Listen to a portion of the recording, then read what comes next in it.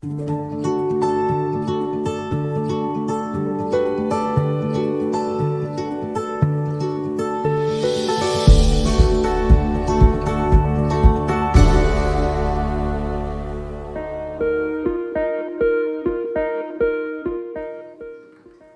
tarde, segundo ano. Tudo bem com vocês?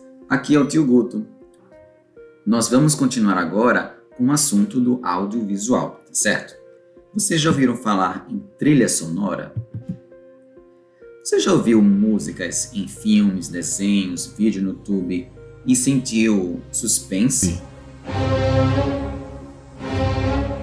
Medo?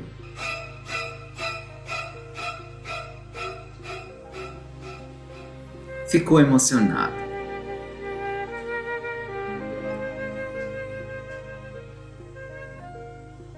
Alegre?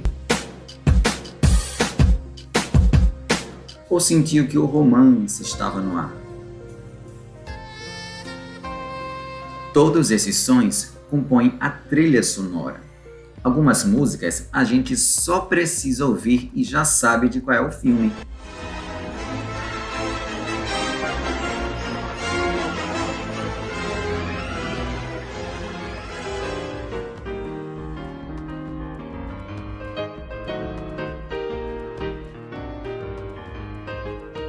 Reconheceu essas músicas de algum filme?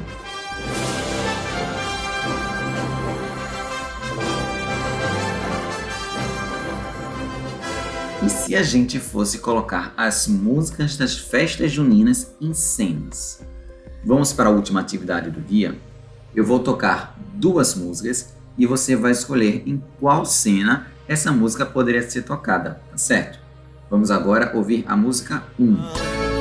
Por isso eu vou na casa dela, ai, ai. Falar do meu amor pra ela, vai. Tá me esperando na janela, ai, ai.